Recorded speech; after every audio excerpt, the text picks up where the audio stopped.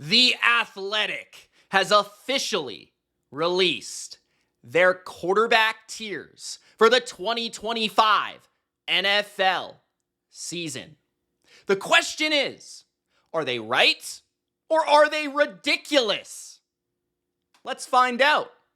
But what makes the Athletic's tier list a little bit different from others is that this is a real list made up of 50 voters inside the NFL. Real head coaches, general managers, former general managers, executives, and coordinators inside the NFL.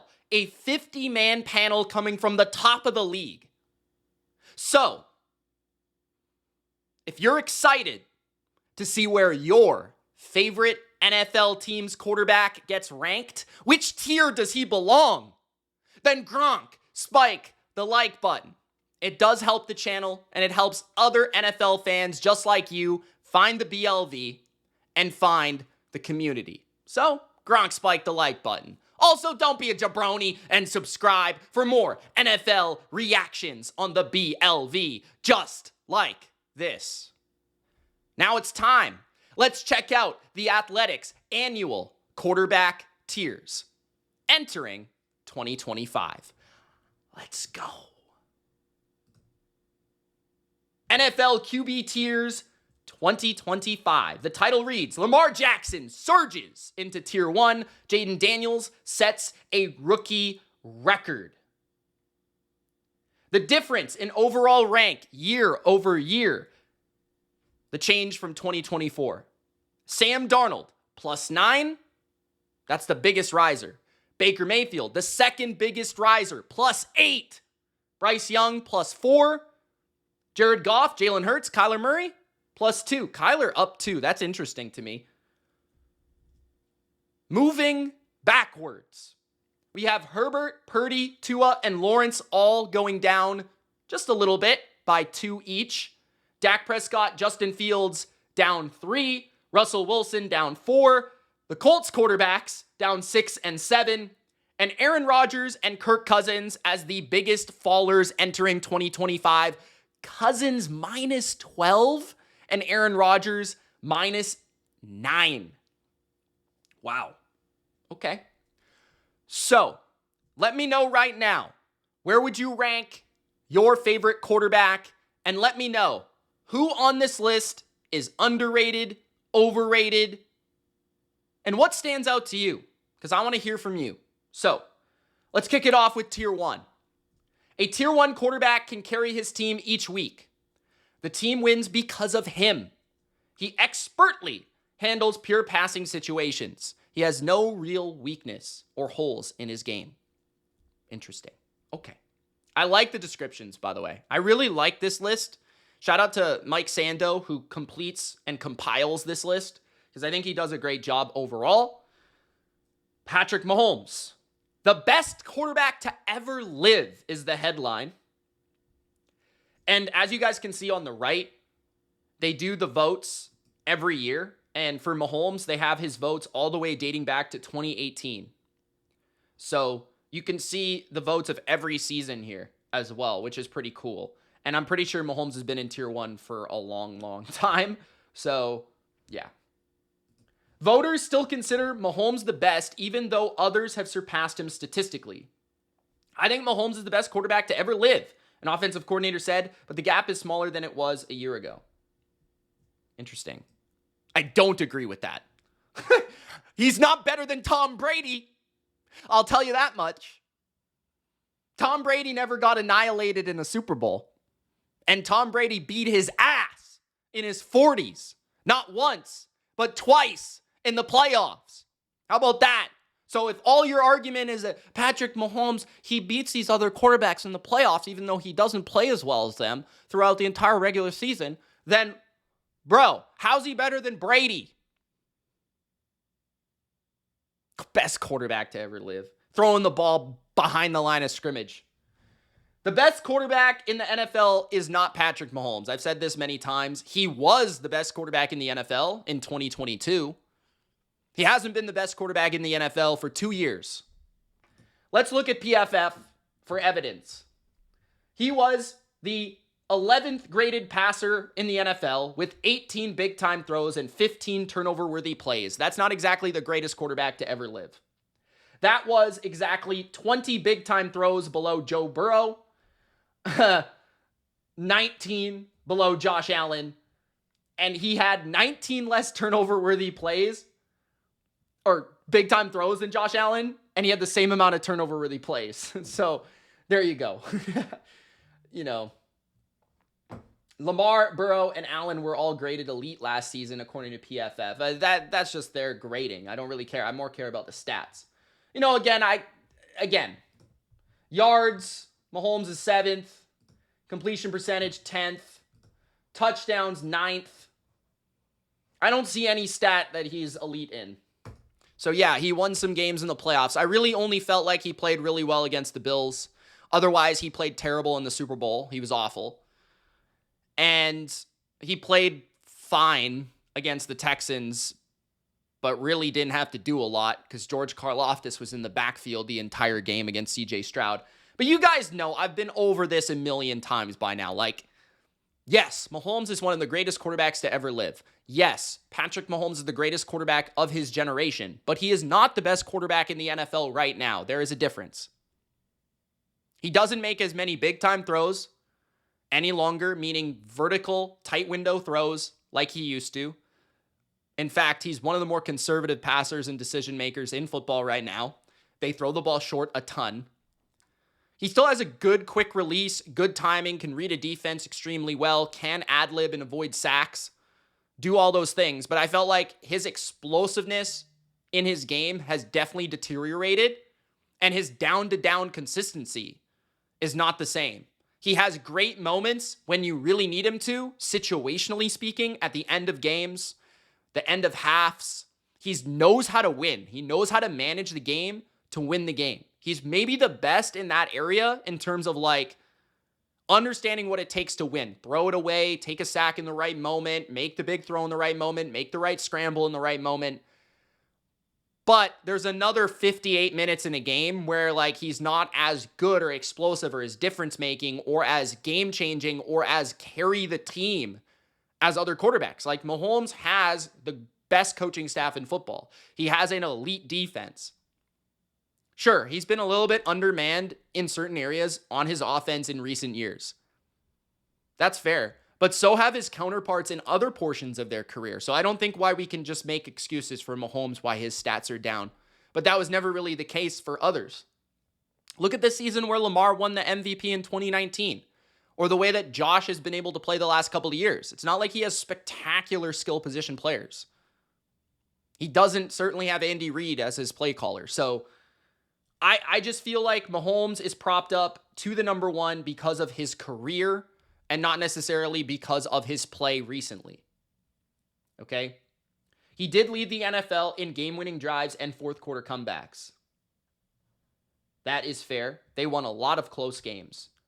He ranked 10th in EPA per pass play, 17th in passer rating, 26th in yards per attempt.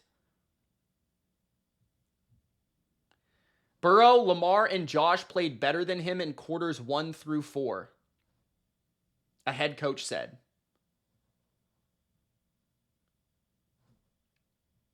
Okay. All right.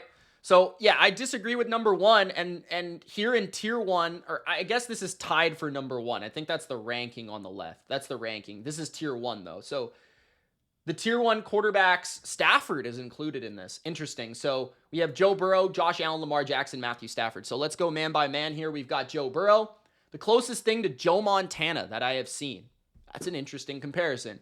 50 tier 1 votes, not a single tier 2 vote for Joe Burrow, who had arguably his best season of his career. I think it's fair to say, even if they didn't make the playoffs. This is his 4th consecutive season in tier 1. That's interesting considering he's had some injuries and the last couple of years they haven't reached the playoffs. That is interesting he's still there. He is the closest thing to Joe Montana that I've seen.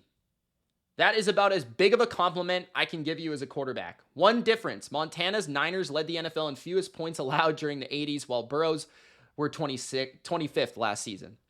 To me, it's Mahomes, then Burrow if I had to rank them. A veteran offensive coach said Burrow could be a 1 with a red cross on him.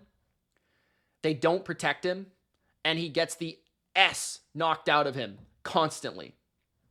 Burrow played all 17 games last season, leading the NFL in attempts, completions, yards, and touchdowns. He's a stud, particularly with those freaks he has out there at wide receiver, a defensive coach said. I respect the arm talent, don't get me wrong, but you have to be able to fool him pre-snap. You have to be able to rush with 4 and get there. I think the most impressive part about Joe Burrow, this is me speaking now, is that, yes, I think when Ja'Marr Chase was pointing out that you have to beat the players around Joe Burrow and not Joe Burrow, he was basically saying the thing that I always say about Tom Brady. In order to beat Tom Brady or in order to beat Peyton Manning, you have to beat their team. You don't have to beat them because it's impossible. Because they're always going to make the right decision. They're always going to put the ball in the right spot. And they're going to maximize every single decision they make. They're not robots, but they're as close as you can get. Joe Burrow is that type of quarterback. And so it gets lost because he can't run like Lamar or Allen, and he doesn't have as freakish of an arm talent as Mahomes. But Burrow is, I think, the most calculated quarterback in football. He can take a stagnant picture, pick on his matchups, and deliver an accurate ball at the elite of elite level. Nobody throws the ball better, and I don't think anybody makes better passing decisions more frequently than Burrow. Now, he does hold the ball a little bit too long for my liking sometimes, but I feel like his ability to just simply read a defense and make an accurate throw is the best there is. And that's what Ja'Marr Chase truly meant by a team has to game plan for Josh Allen, but they have to game plan for the Bengals. It didn't mean necessarily as a slight to his own quarterback. It meant that he is so calculated, he is so smart, that you cannot beat Joe Burrow. You have to beat Ja'Marr Chase, which is very hard to do. But yeah, so that's kind of Joe Burrow in my mind. Like with Josh Allen, Lamar Jackson, they don't have the weapons that Joe Burrow has. They have more freakish individual talent, but they also don't have the brains and the processing power that Joe Burrow has, right? That is fair. I think these guys have improved in that area, but that is fair. The toughest quarterback to defend is the headline for Josh Allen. Okay. I think I would agree with that. Just based on his all-around skill set. As an individual, I think Josh Allen is the most difficult quarterback to defend in all areas. Because his arm is arguably the best of all time. His size, it's hard to sack him. He's the hardest quarterback to sack. He's a great runner, and you have to prepare for that area of his game. You have to prepare for his extension skills. You can't really rush him properly. It's hard to blitz him because of how fast he gets rid of the ball. And if you do blitz him, he can escape the blitz, break a sack, and make a big play. And so I think you have to confuse his pre-snap. You have to make it so that he doesn't exactly know where to go with the ball immediately and find a way to get pressure from there, which I think is hard to do, you know?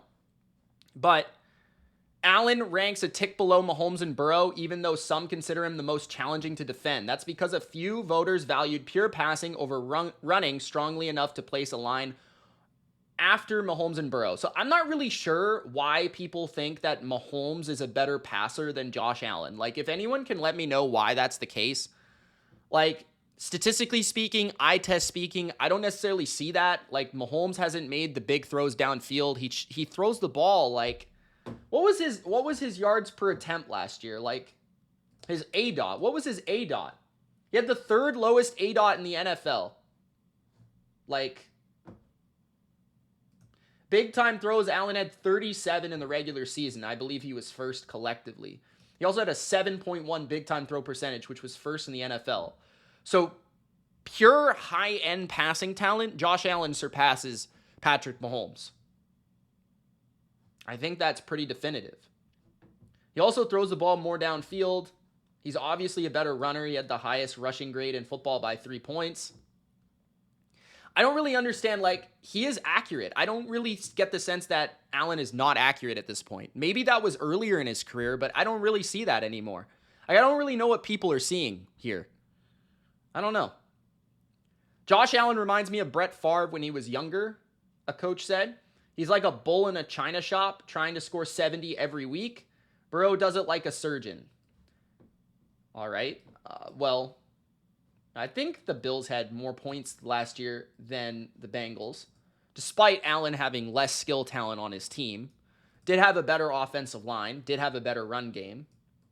He set career's best for EPA per pass play, sack rate, and rate of pass plays, gaining more than 15 yards, which is very impressive considering the receiving core he has. He doesn't really have a deep threat on his team. The Favre comparison seems less relevant after Allen suffered only 8 turnovers last year. That was down from 22 and 2023. Again, I think a lot of his turnovers stem from the fact that he's had to carry his team at such an outrageous rate, and he's never had a great system. I think this year what we saw, the difference in decision-making, wasn't as much, in my opinion, Josh Allen, although he definitely has gotten better there. It's just that the system allowed him to throw less risky, dicey throws. He was completing more, swing passes, more screens and RPOs, more quick yak plays under Joe Brady than I can really remember anyone else. Josh Allen is the toughest quarterback to defend, a defensive coordinator said. He's a combination of Lamar and Burrow. Lamar is a better runner. Burrow is a better pure passer. Josh is right in the middle. He can sling the ball for over 400 yards. If you have that covered, he can run for 100 yards too. I'd agree with that. The only thing that he has had an issue for him is turnovers playing hero ball, and that was better last year. 100%. That's why he won the MVP. Putting Josh Allen in tier 2, I think, is outrageous. And for the 3 people that did that, I think they're an absolute jabroni. All right, next we've got Lamar Jackson.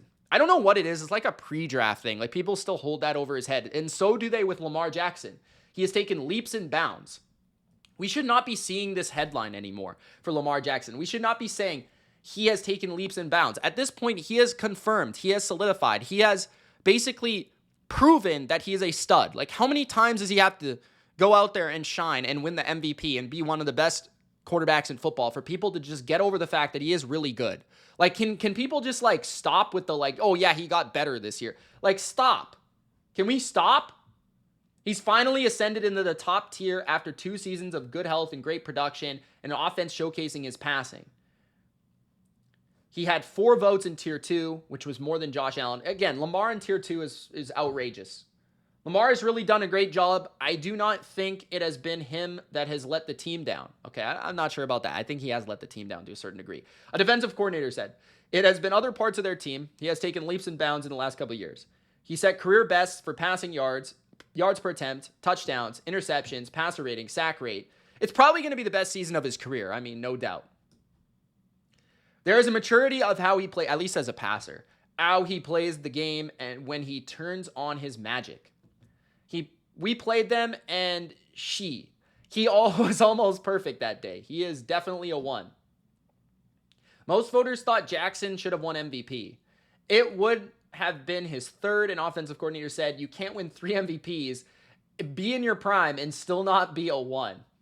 Only Darnold and Mayfield made a bigger year-over-year gain than Jackson, which is interesting. I remember Jackson being really underrated last year. I will say that. After winning the friggin' MVP, he was, like, underrated. He's a firm number 1 now.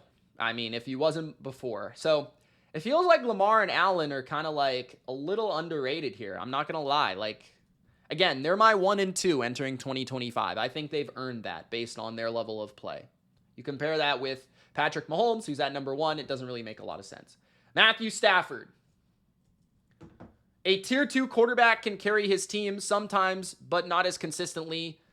He can handle pure passing situations in doses and or possesses other dimensions that are special enough to elevate him above tier 3. He has a hole or 2 in his game. That's Jayden Daniels and Justin Herbert and so on, and we'll get to that. But Matthew Stafford is the last guy in tier 1, surprisingly. Now, he does have 23 tier 2 votes, but still has more in tier 1. He also has 1 tier 3 vote, which is interesting.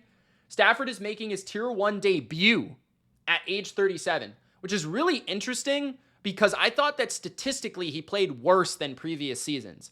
The headline is every time I watch him, I go, whoa. I always had a high admiration for him as a competitor, arm talent, and playmaker, but always thought he was a gunslinger, one voter said. He still has that in him, but his mind, his ability to process, think, and communicate stand out. Definitely. I think Stafford, since getting to the Rams and even like at the end of the Lions, he was starting to really become a much better cerebral player. Definitely. But that comes with age. That comes with experience. Like, Stafford is definitely brilliant as a player, given his experience. I guarantee all your ones for Stafford came from offensive coaches, a defensive coordinator said. Offensive coaches kiss this guy's ass all the time, especially guys from that system. He's really good, though. I would take him over Justin Herbert because he's a better passer with better timing. I would say he's a better timing and quicker release. I don't know if he's a better passer necessarily. I think Herbert is probably more consistently accurate. It wasn't just offensive coaches pushing Stafford into tier 1. Far from it. 3 GMs, 1 assistant GM, 3 former GMs, 4 other personnel execs, and 7 defensive coordinators accounted for the bulk of his 26 top tier votes. That dude is something, a defensive coordinator said. Every time I go watch him, I go, whoa, he is a high 2. This coordinator reconsidered when asked what was keeping Stafford from tier 1. There is really nothing, the coordinator replied. He's a 1. He's that good.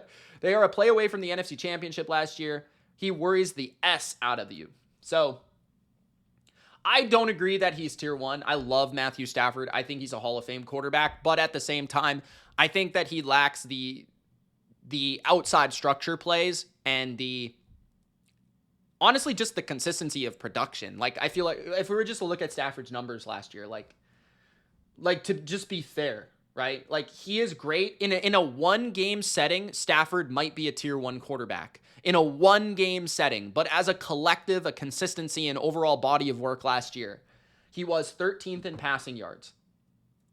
He didn't miss a game, I don't think. Maybe one. He was 15th in touchdowns. He was 11th in big-time throws. He ranked in the top 4 for the most big turnover-worthy plays, so he still puts the ball in harm's way. He did only allow 28 sacks, which is pretty impressive. So I think Stafford, decisive, quick release, awesome arm talent still a cannon, maximizes the offense of what the Rams like to do from a drop back sense. But I think he's limited in his movement, limited in his consistency. Overall, from game to game, it just feels like like when you compare him to Allen or Lamar or Burrow, it just felt like those guys had more big-time performances. Stafford, though, can turn it on in any week and be the best quarterback that played that week. There's no doubt about it. Tier 2. Jayden Daniels is at number 6. He had 17 votes in Tier 1, 31 in Tier 2. No second-year quarterback made a higher tiers debut than Daniels. He had a higher debut than Stroud and Herbert. This shit ain't too big for him. He doesn't get flustered, is the headline. He's a 2 with the arrow up, says the defensive coordinator. He can run, he can throw with accuracy, and he's really calm. That's what I agree. He doesn't get flustered. He's very calm. I totally agree with that quote. That's his biggest trait to me, his composure. It's really awesome to watch. What I respect most is it never seems too big for him. He would stand in the pocket and deliver the ball. Once we saw him running around, I was like, okay, he's going to be a problem. Okay. He is probably the best passer in our division, a voter from the NFC East said. He is really good. All right. The dude has got arm, legs, and processing, another defensive coordinator said. He just took his team to the championship game with a non-championship caliber roster. MVP caliber season. I think he is tremendous, a head coach said. I don't want to won him because I want to see another year. That's fair. That's where I think a lot of these guys are coming from. Get me halfway through that second year and I'll have a good feel. The defensive coordinators will have all had their shot. Yeah. Like, I feel like part of the thing with Daniels holding him back in certain votes and rankings is the fact that we need film on him and we need to see how the NFL adjusts to his game. That's like the thing that he needs to solidify himself with. Because oftentimes quarterbacks can look good in a year. They can take the NFL by storm or surprise throughout a season. But what happens the next year when teams know the offense a little bit better, know the tendencies, know where you like to throw the ball, know who you like to target, how to defend you with their rush, all that sort of stuff. So Jayden Daniels, 6, I think is totally fair. I think if you were leaning on consistency and overall body of work performance, I think you would put Herbert there. But I can understand Daniels there. I think I had Daniels at 5. Herbert, A click slower than some of the elites, but he is a stud. I wonder what they mean by a click slower. He had 13 tier 1 votes, 34 in tier 2, and 3 in tier 3, which I think is pretty crazy. Tier 3 for Herbert feels a little much. The downward trend for Herbert among tier voters is clear. After peaking with 36 top tier votes in 2022, the number has fallen to 29, 19, and now 13. A lot of people have him as an automatic 1, an offensive coordinator said. I want him to take it. It seems like he is almost there, but he hasn't really done it. That's the biggest thing with Herbert. Everyone's like, can he actually accomplish something? Can he actually win something? Can he actually wow us? He's been really good. But has he ever been truly spectacular? That's what everyone says. He is just a little bit robotic. I agree with that. Defensive coordinator said. You could tell the way he processes everything. It's a click slower than the elites, but he is a stud. He is really good. Fair. He is probably like Joe Burrow light, another voter said. Good player, can make all the throws, can decipher and operate. If they had more around him and he kept maturing, maybe there is some more there. That's a big deal. I don't think he has a lot around him, or at least didn't last year. And I think that's something that people are putting on Herbert that's not really fair, to be honest. I don't agree with Joe Burrow light. I think that he has a better arm than Burrow, and I think he's a better athlete than Burrow. But I think Burrow is smarter, and I think Burrow is just more calculated and composed and less robotic. I think Burrow is actually a better playmaker despite being a worse athlete than Herbert, if that makes sense. They have 18 running backs out there. That's a quote. He's very smart and very competitive, but he lets things distract him. Okay. Jared Goff is at number 8. This feels high. I didn't expect Jared Goff to be this high, but I respect it. He played at a 1 level for 3 years, is the quote. Okay. Goff and Burrow are probably the 2 best anticipation throwers that I've seen lately. So you have to put him at 1, a head coach said. You might put him at a 2 from a pure quarterback standpoint. He struggles to extend plays, but the guy has played at a 1 level for 3 years. 5 1 votes, 37 2 votes, and 8 3 votes. He has 96 touchdowns over the last 3 seasons, which is the most in the NFL. I didn't know that stat. You will see this year if it is the coordinator or the quarterback, but I think it has been more the quarterback than advertised. I agree with that. I'm a Goff guy now. You guys know I'm a Goff guy. Goff and Mayfield are legit guys. I like that he's talking about multiple players here. Goff and Mayfield are legit guys who can get in a rhythm and dice you up. I agree with that. They are not as good as the top tier guys. I also agree with that, but they deserve to be up there. Nice. I like this. He's a 3 because he needs the run game. Interesting. He needs a defense. He needs all those things. He doesn't need a defense, as we saw last year. He has definitely grown over the last couple of years, the defensive coordinator said. Definitely. Early in his career, if you got to him, Early in his career, if you got him to just be a drop back quarterback, he would make a lot more mistakes. He's better in that area as far as protecting the football. He has a good run game. They have a good team. I'm not going to hold that against him too much. Yeah, not too much. Definitely it matters, but yeah, I feel like he's definitely gotten so much more decisive. I think he's become so much more composed. I think he's become tougher as a player. And I do agree, he's definitely better in drop-back scenarios now. He relied a lot on play action early in his career. Number 9, tied for number 9, CJ Stroud. It's time for his team to take the next step. Interesting how the quote is team and not Stroud. He remained solidly within tier 2 despite suffering the 5th largest year-over-year fall. Interesting. He got rattled because of his offensive line, and you saw that in his play. One defensive coordinator said, when I watched them, I felt like he felt the rush. I agree. I agree with this. Because of that, I still think the talent is in there. Oh, the talent's definitely in there. He had 1 tier 1 vote, 39 tier 2 votes, and 10 tier 3 votes. Everybody wants to downgrade CJ, another defensive coordinator said. His number 1 receiver was out. The line did not play great. The run game wasn't there like it should have been. Okay. And he lost 11 tier 1 votes from last year. That makes sense. I read an article. They said it's time for him to take the next step. An offensive coach said, what is the next step? It's time for his team to take the next step. He's pretty damn productive. 2 voters compared Stroud to Love. Very similar to Love in that some of the disguises, he'll hold the ball quite a bit, take some sacks, throw into coverage at times. Okay, I could see that. Yeah, I feel like Stroud needs to take checkdowns more, be more decisive. When he is on time, he's really accurate. I think he's got great mechanics. He's really accurate. He's got a really good arm. I think it's actually an underrated arm from a talent perspective. He doesn't have great movement capabilities, but man, if he could just sit in there and get some protection, he can dice you up big time. Like, I think Stroud is closer to Burrow than people think. I just think he needs a little bit more like consistent around him and needs to be able to grow into that. Like, I really do think Stroud is the closest young quarterback to Joe Burrow. He can carry the team, as coordinator said. He is special in my eyes because he can throw from the pocket. He can throw off schedule. He has been really good with the game on the line. That's true.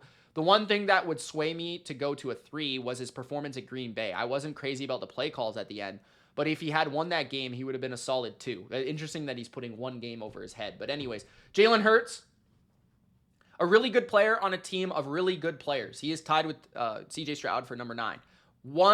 So tier 1 votes, he has more than CJ Stroud. He has 3. Does he have more than Goff? I don't think so. Okay, yeah. Goff had 5.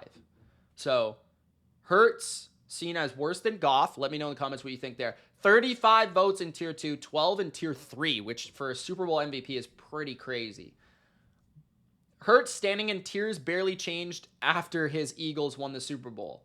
A run-oriented offense, a stacked roster, a high level of production from Hurts on the biggest stage. Jalen does everything the right way for how they have been built. I see him as a really good player on a team of a bunch of really good players. He's improved from the pocket, but when you play him, you still want him to beat you from there. That's the whole plan. This is what people miss about Jalen Hurts. The plan is not let the Eagles run the ball. The plan is not let's let Jalen run. The plan is let's let Jalen throw from the pocket. That is what they're saying. So this is why I like the coaching perspective. This is where Eagles fans are a little bit missing here. Misleading. The team is so good that the way to beat them is by beating Hurts, essentially, which is not a thing that you would say about an elite quarterback. Okay? If he can get out of the pocket in a 2-minute, he's effective as hell, and he has done it. But he has to do it with his legs in crunch time. The guys you want can do it with the arm and legs in crunch time. Okay. He has the lowest average tier vote for any quarterback coming off a Super Bowl victory since Nick Foles. Interesting. This is going to sound like I don't like him, but I do, a GM said. Just by the definition, I feel he's more of a 3. Am I on an island with that? Nope. 11 other voters have placed Hurts in tier 3. Hurts is always a tough one for me, a former GM said. I think he is a 3. They are very talented around him, and he is not as consistent as a passer. They have a strong defense, great playmakers, great offensive line. He's able to function that way, but I don't know that he is the one that elevates them. That is not a slight. He's a good player, but putting him in category 2, I don't see that. Attempted 30 or more passes in each of the Eagles' first 4 games last season, but only once thereafter, and they were 2-2 at the start of the year, by the way. They tried to throw it more early in the year. He could not do that. So they said, screw it, run the ball. Yes, exactly. So I think these are very fair points as to why Hurts is not higher. Very fair, I think. I actually have Hurts at 9, so I totally agree with this ranking, by the way. Next, Baker Mayfield is at 11 because of the tie at 9. So I actually have Baker ahead of Hurts. I think Baker is a little bit more of a wild decision maker, but I think he's a much, much better passer. And I actually thought he was the best as a runner that he's ever been last year. I think Baker can he can dice you up from the pocket. I feel like he can make just enough plays outside structure. I feel like he can make the big time throws downfield. And he's a great leader. Like, I like a lot about Baker. Not only 1 tier 1 vote, 33 tier 2 votes. I think 16 tier 3 votes, again, is pretty crazy. He went from being a wild man to being a contained wild man.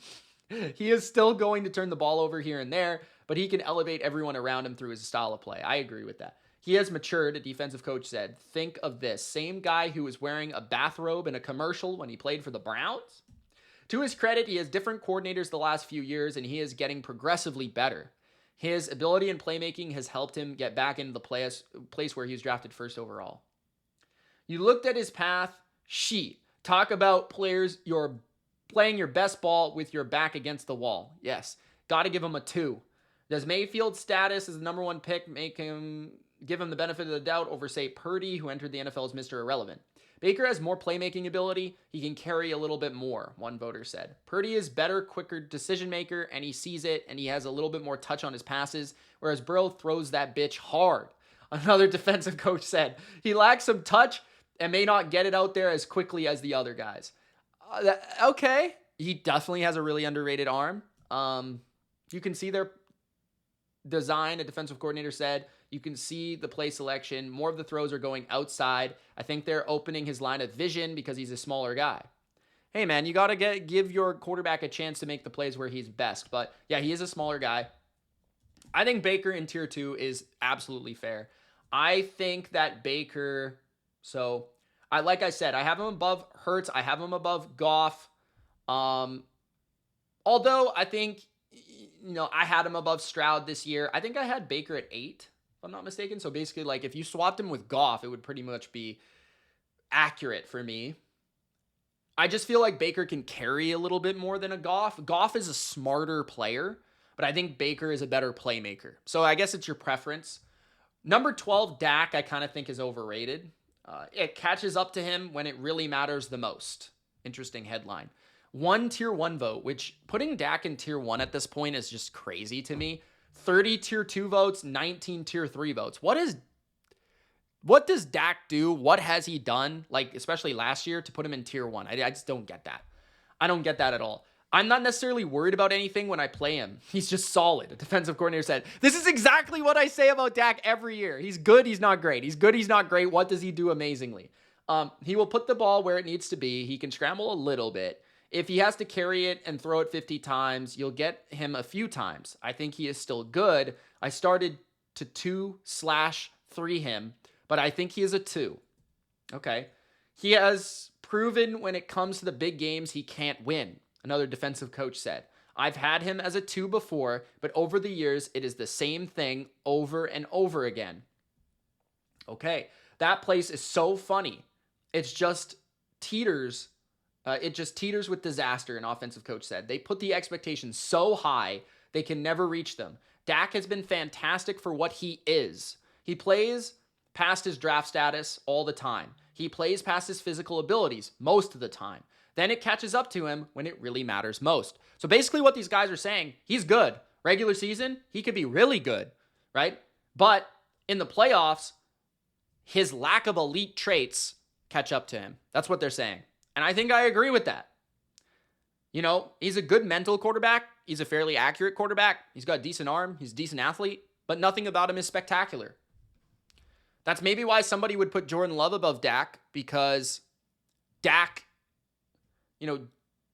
has less spectacular traits. Jordan Love does at least have a spectacular arm talent, I think.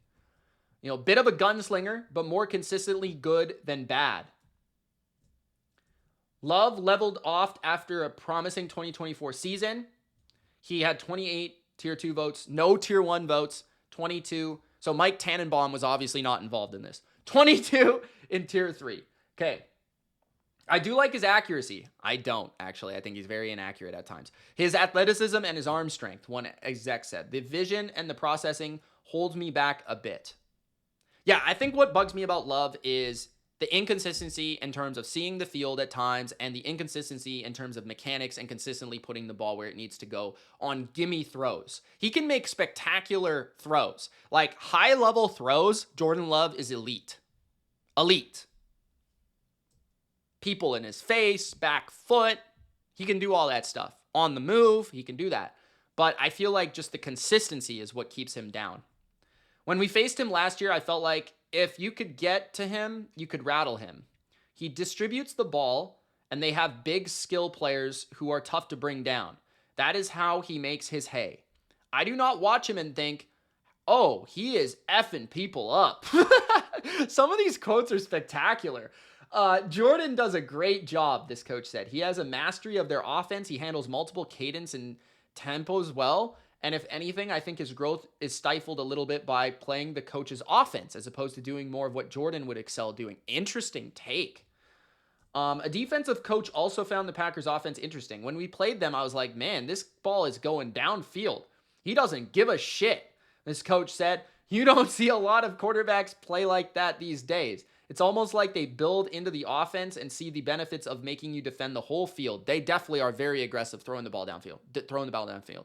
And a lot of it is vertical, vertical, vertical, short, short, short, short, vertical, vertical. There's not a lot of in between in their offense. He led the NFL in 35 passes traveling 30 or more yards downfield. His interceptions were all above 10 yards past the line of scrimmage. That's interesting. He is like what you wish Geno Smith was. Interesting. He's a little bit of a gun. I think Geno's smarter and more accurate. I kind of think I disagree slightly there. I think Geno has better mental traits. I think Love has better physical traits. But he is more consistently good than bad, where Geno is more toward the middle of the pack. Jordan has the physical talent to get away with it. Okay. Brock Purdy is the final quarterback in Tier 2 at number 14. The quote is, "The draft is over, okay? The guy has played his ass off." Purdy slid slightly with 7 Tier 2 votes then in 2024. He had 0 in Tier 1, guys, 27 in Tier 2, 23 in Tier 3. Interesting. He has more on tape than I think a lot of guys can do in terms of anticipation and accuracy, an opposing coach said. Yes, it faltered at times. I also get the sense he was playing through some things. But when he's healthy and on, I don't think there's a lot of guys who are at the level he is. It's a pretty good quote. Leads the NFL in EPA per pass play over the past 3 seasons. He was 5th in 2024. But Tua, they say, but for a negative, Tua also ranks in the top 5. When you play for San Fran, you are thinking about McCaffrey, Kittle, Ayuk, defensive coordinator said. Interesting how they didn't say Debo. You know Purdy will get it to them, but you are not necessarily thinking about Purdy. You're facing their defense. I think he means offense, but all these skill players, Kyle Shanahan. So basically what the D guy is saying, you're thinking about Kyle Shanahan. You're not thinking about Brock Purdy, which I think is the biggest negative for Brock Purdy, to be fair. He's a facilitator for them. Yeah, I think that's what he is. Purdy doesn't get enough credit, a head coach said. The draft is over, okay? The guy's played his ass off. Recognize that. He is not the last pick in the draft. The guy is 1 win away from being a 1 for some people if he won the Super Bowl. That's also a fair argument. That's why I think he's a 2. I think that the reason he was 1 win away is maybe because of some of his limitations. I will say Brock Purdy does not have a great arm, and Brock Purdy is not very big. But otherwise, Purdy is pretty accurate. Purdy plays with really good anticipation and timing when he's on. Sometimes I feel like he needs to be a little bit more consistent and trusting the offense. Last year, it felt like he tried to play too much hero ball. But I think that's also like one of the areas where people don't give him enough credit is that he can actually do that. He can actually scramble. He can actually move. He can actually extend. So I think some of his negatives are also positives at the same time, if that makes sense. Okay. So at number 14, Brock Purdy. Then we've got Tier 3. A Tier 3 quarterback is a legitimate starter, but needs a heavier run game and or defensive component to win. A lower volume drop back passing offense suits him best. So I'm going to go a little bit quicker on these guys. I've spent a lot of time with the top 14. Kyler Murray, 15. Aaron Rodgers, 16. Tua, 17. Trevor Lawrence, 18. Geno, 19. Bo Nix, 20. Still going. Sam Darnold, 20. Drake May, 22. Caleb, 23. Bryce, 24. Kirk Cousins, 25. Okay. Interesting. What stands out? So Rodgers still being at 16 still feels honestly a little high. Kyler not being Tier 2 is pretty interesting. I think because he has Tier 2 talent, but maybe not Tier 2 production. Tua is seen as very mid, it feels like. Trevor Lawrence still being given the benefit of the doubt. Geno Smith feels low at 19, in my opinion. So they're not really projecting much here with Bo Nix or Drake May, who are still at 20 and 22. And it's more interesting for Bo because I felt like he really put up some nice statistics last year. Darnold only at 20, so still some doubt. Caleb given the benefit of the doubt after an awful season last year. Bryce Young, definitely a riser. Kirk Cousins still being in this tier after being a backup is interesting. So I wonder if NFL circles still believe in Kirk Cousins. So we're going to go player by player and go through the headlines here real quick. Let's go. Kyler Murray at number 15. Kyler, I still don't trust him. He has 2 talent, but is still a 3. I've played him too much, and I still think he's a 3, a defensive coach said. I don't think he wins it for you in the 2-minute drill. If you want to be the top half of the league, you have to win in the 2-minute drill and control it. He does not do that. 17 votes in Tier 2, 32 in Tier 3, 1 in Tier 4. I would agree with this. I think he is a Tier 3 quarterback at the top of Tier 3 because just like it says, he has the talent to be Tier 2, and his peak performances are maybe even Tier 1 quality. But the big game moments, not really there. The drop back passing is a bit inconsistent. Great athleticism, great speed and scrambling. A little bit in terms of intangibles that are missing, it feels like, from Kyler Murray. At number 16, I think Aaron Rodgers is too high. He can't be dynamic like he was, but I still think he can play. I would say that he's more of a Tier 4, but like, it depends on how long or big your Tier 3 and Tier 4 is. This is a pretty big Tier 3. So if you wanted to put him at the end, like 16 is my problem more so than Tier 3. Because I think Tier 3 extends until like 23 or 24. So that's fair that Rodgers would be around 20. That's fine. I just think 16 is too high just because, like it says, I mean, I think the problem with Aaron Rodgers right now is he is fragile. He does not want to get hit and he can't move. Still has a great arm, obviously has the great brain. But I feel like there are limitations in what he is able to do and his reluctance to do certain things. Too slow to consistently win with his legs, yet his mind and hard count will have your disguise broken on your D-line in the neutral zone multiple times a game. They all have to be going into this with eyes wide open, an offensive coach said. Aaron obviously feels comfortable with Tomlin and Arthur. He doesn't need the number one to be the number one in the league in passing anymore. He needs to protect the ball and throw touchdowns. He can still do that. Yes, he can still be efficient and he can still protect the ball and he can manage the game with his brain. And I think those are the areas that you're relying on Aaron Rodgers at this point. But physical limitations do exist more so than from a toughness, not necessarily an arm perspective. They literally cannot operate the offense when he's not out there. Is Tua at 17? Tua and Rodgers feel similar in some ways because they're both accurate, timing, touch-based passers. I think that mentally they are strong players. I think they're limited from a physical standpoint, and they're fragile. So it makes sense that they are pretty close in their ranking. They literally cannot operate the offense when he's not out there, and they are a top 10 offense when he is. I don't even like watching him play, but at the point, dude can't say you're not the guy.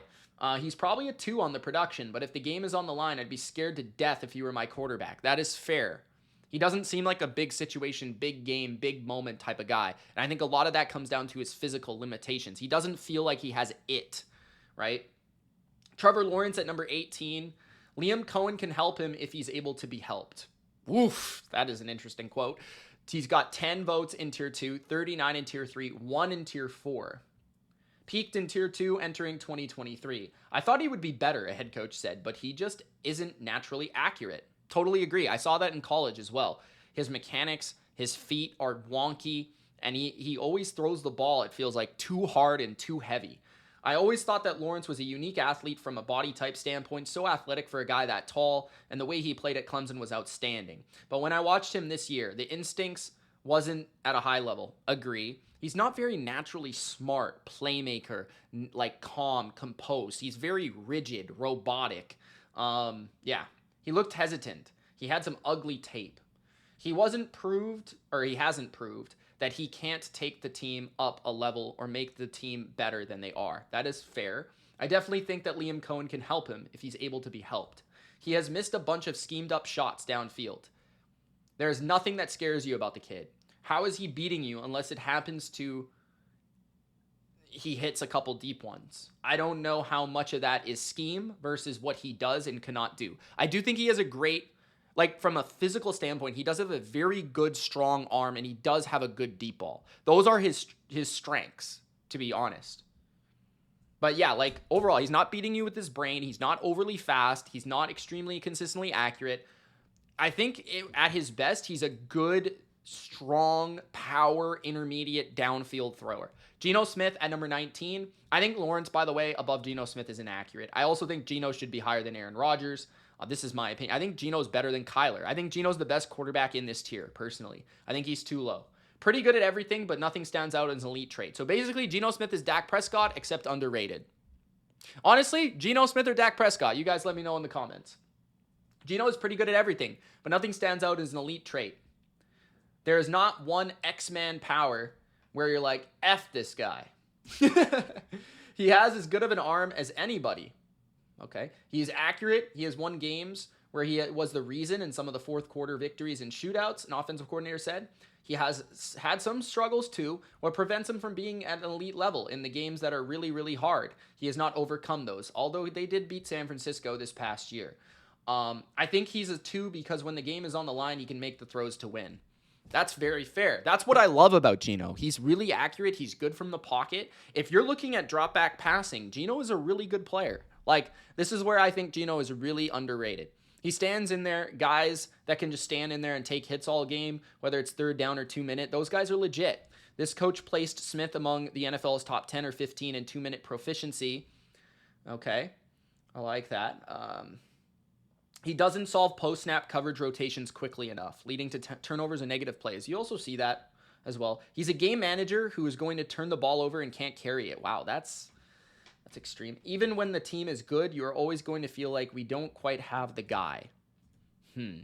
I just feel like Geno and Dak pretty much feel like the same guy, but one is seen as a different type of player. Bo Nix at number 20. I would have Bo Nix higher. I definitely did have Bo Nix higher based on projection. He's definitely going to win. He has a chance to elevate. He looks pretty sharp. He knows where to go with the ball. He runs better than you think. He throws better than you think. The defensive coordinator said he looks like he's a good competitor who makes people around him better. That is your quarterback and what he has to do. 42 tier 3 votes, 4 in tier 2, and 4 in tier 4. 4 tier 2 votes. Okay, interesting. Bo Nix, I think he is an underrated arm talent, underrated athlete. I do wonder about the ability to be consistent without the gimme in the offense. Felt like he had a lot of gimme, right? I think the biggest strength is he is very mobile and can keep his eyes downfield when he's moving. He's made big plays on the move. That being said, I'm being generous with the 2. Now you have people with tape on him. The one thing I know about Sean Payton is he is no fool. He's going to get his players in there. They should not have a shortage of playmakers. He was fortunate having a strong system and a strong defense. If he has a chance to be more, it is because the system fits him really well. He's got processing. He's got vision. He's got accuracy. He's definitely going to win. He has a chance to elevate. What are we going to see? What we're going to see is Sean Payton's ability to develop a quarterback relative to Cliff Kingsbury's ability to do that.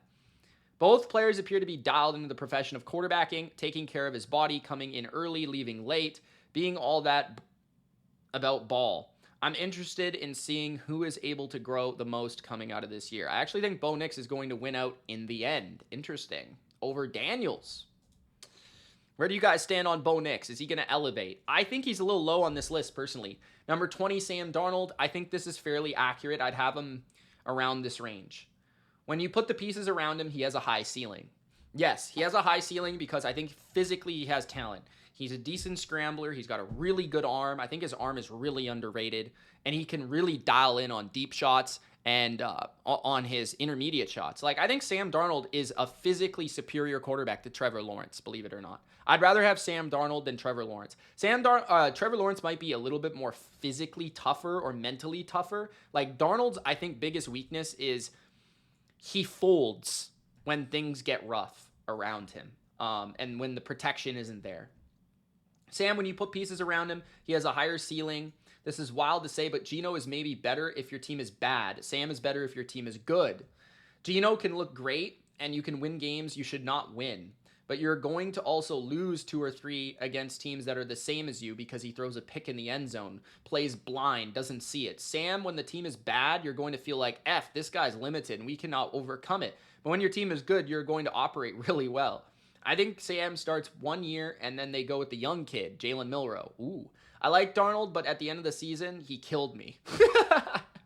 Drake May, number 22. That's really accurate. He can ascend pretty quick if he can start to hit progressions, is the main quote. 34 in tier 3, 5 in tier 2, which I think is more than Sam Darnold, more than Bo Nix. Interesting. So May has more tier 2 votes, guys. But I think there's more questions about May because he didn't exactly play. He has more tier 4 votes. Daniels and Nix went into a hell of a lot better situations than Drake May. An offensive coach said, May is a big athlete that has good vision, can push the ball downfield. He can run. I think he's coachable. Josh McDaniels does a good job eliminating negative plays with a quarterback, so I think that will help him. Okay. Drake turned the ball over a lot. He got injured and had a concussion, but it was tough that what they were doing offensively under Gerard Mayo. I remember coming out of our game and people were like, oh, we saw the future. And I'm like, I don't know about that. He made about 3 throws, this coach said. Let's not Winston Wolf it yet. Interesting quote. But a lot of the guys around him said he looked really good. Interesting. His team was so bad. An offensive coach said Vince Lombardi couldn't have gotten that team any more wins than they got. May has promise. There is talent. There is ability. I think he looked very natural at the position. The person and the leadership and the ability to run made him a good rookie. He can ascend pretty quick if he starts to hit progressions.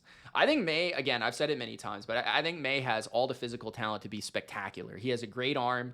He has the rushing ability. He's got big, good size.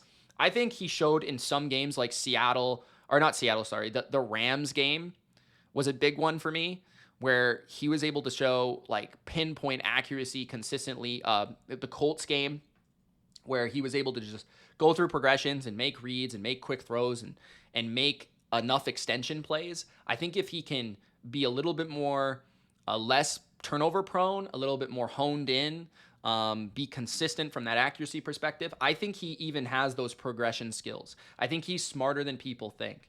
I just think he needs a little experience. He is very young. Number 23, Caleb Williams, who I think is too high. You saw signs and ability, and you saw signs and ability that scare you. I think that's in a negative way, the second part of it. I think that will come in time. Maybe is a little bit of Josh Allen, where he has so much good other stuff that you will live with the negative plays. And as he gets more snaps under his belt, that part will come. He's got the talent to go up, but in terms of processing ability and getting the ball to his hands, it was the worst we played against. He just holds the ball forever. I'm thinking the ball should go right there. Throw it. And he did not throw it. He's definitely a one talent. I just think it's going to take him longer than Jayden Daniels. He's not playing fast right now. There's something there. His processing to me was alarming. Yeah, that's exactly what I'm saying. His mental is really whack. And I also feel like his confidence is shaken right now. But also like his deep ball and his consistency of his accuracy, his mechanics. There's a lot of things that really scared me about Caleb last year. Like a lot of people are like, look at his touchdown interception. Okay, like if we were to look at PFF, where is this guy, right? 19 turnover worthy plays. That's 5th worst in the NFL. His overall grade was 32nd in football. Exactly, right? Like pocket pressure to sack is another one that he probably really negative. That's 2nd worst, only behind Will Levis. So there you go. I'm skeptic. Number 24, Bryce Young, the baller.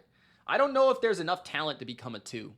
That's a fair question. I definitely think that he will. I feel like Bryce will be a 3. I kind of feel like that's what Bryce is. I kind of feel like he's a 3. I kind of think he's a Tua. You know what I mean?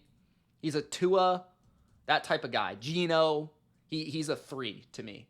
Don't get fooled by the final games of the season when you're out of it and teams are out of it. Veteran coach said. That is where his production came from. Everyone is excited about it. Now you start the season over again. You're playing teams that are game planning seriously, that have a lot to play for, and it's different. I think he has taken that step, an exec said. He has learned to play at the size of the NFL League, or the National Football League. He was a drop away from beating Philly. If he comes back in with that same type of play, which I think he will, with the same coach and coordinator, someone's calling me in the middle of the video, you will see better and more consistent play. I was watching him in the pregame, and I'm like, the ball does not jump off his hand very well, and he's small, a defensive coordinator said. I just don't know if there's enough talent to become a 2, to be honest. Yeah, I think what would make him a 2 is his accuracy, his composure, and his ability to subtly extend plays.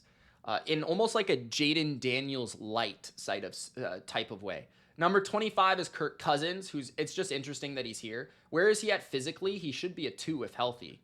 Interesting. Still some high praise here. 26, 3 votes. 24, 4 votes. He's probably a 4 because where is he at physically? Is he starting to deteriorate so much? He should be a 2 if healthy. I just don't know where he is physically right now. So a lot of questions about his physical ability. The things they did to keep him clean in the past, he could not do. Okay. Yeah, I think his arm strength was not great, falling off. But the more I look at that quarterback documentary, when he hurt his elbow, his arm strength totally fell off the map, and his accuracy suffered. Everything suffered after he got hurt late last season. So I do wonder if Cousins will be better this year if he ever gets a chance.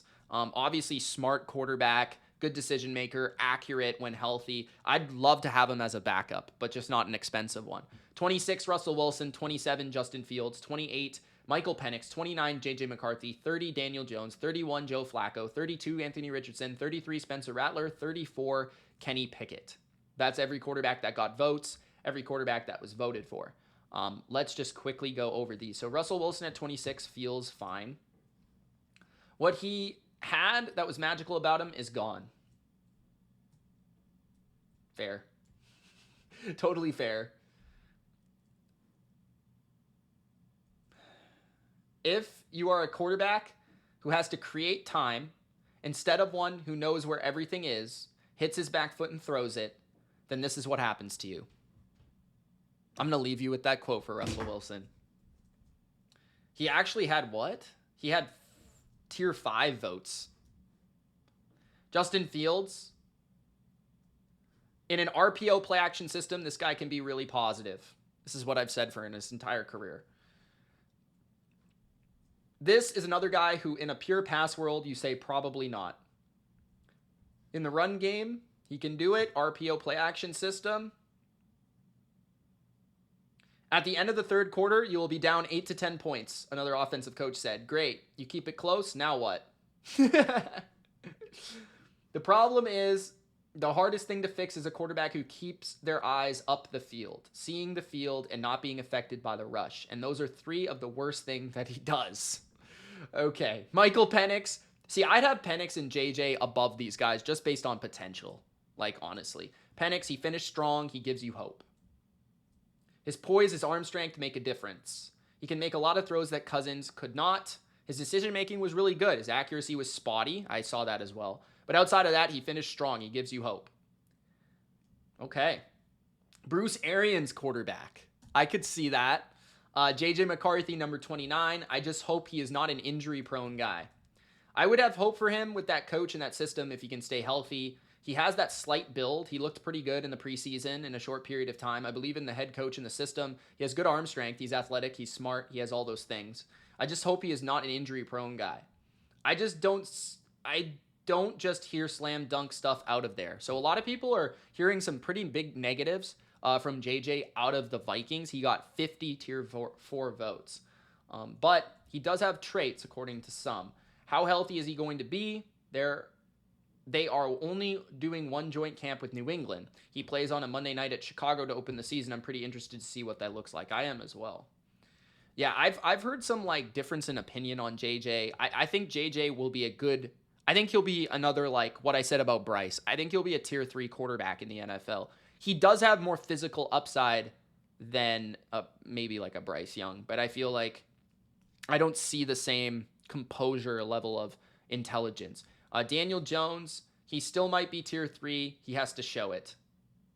Joe Flacco, he's still playing? I respect him particularly in that scheme, another defensive coordinator said. He pairs well with Kevin Stefanski. Flacco has no regard for ball security, so you don't know when he's going to throw it into a crowd. He's going to make some throws because of that, but he's also going to have bad plays and turnover. That is totally accurate. Anthony Richardson, I think that is a pipe dream. Yeah. The accuracy is not there. If you want to do some college RPO stuff, that is your guy. But some of the stuff last year was not starter quality. He's a freak athlete, but he's been hurt every year because of it. Unless he is rearing back and throwing the ball as far as he can and somebody runs underneath it, he's not accurate and can't make any throws. Wow. Number 33, Spencer Rattler, who I'm surprised is even on this list. He's up and down, not real high on him. You watch Rattler against Tampa Bay in his first game, then watch him against Tampa Bay in his last game. I mean, there was a lot to love there. Okay, he's improved. I thought Rattler definitely had a chance to be a starter. I saw Rattler. He's up and down. Not real high on him. All right, fair enough. Kenny Pickett. Sometimes guys just get into bad situations. Sometimes guys get in bad situations, so you don't really know what they are. That is why sometimes you see guys go somewhere else and you say, hey, the guy can play a little bit. Okay, so that's pretty positive for Kenny Pickett. Maybe he goes to Cleveland and he plays better. That's fair. I definitely feel like the Steelers situation wasn't the greatest. I mean, he had Matt Canada as an offensive coordinator. That's not exactly the best. Kevin Stefanski, much better than that. Now, Pickett is just one that I feel like is limited physically. There's not a lot you can do there. But I've always kind of I think he's a slightly better athlete than given credit for. I think he's a little bit of a gamer. Not bad from an intelligence standpoint. I think he just tries to do too much for what his physical limitations ask of him. So there it is, guys. The tiers. Let me know what you guys thought overall. Very, very interesting. I thought there was a lot of phenomenal quotes inside there. So I hope you enjoyed that. And let me know what you guys think of the list. It's Mitch. Thanks so much for watching, and we'll see you in the next reaction video. Peace.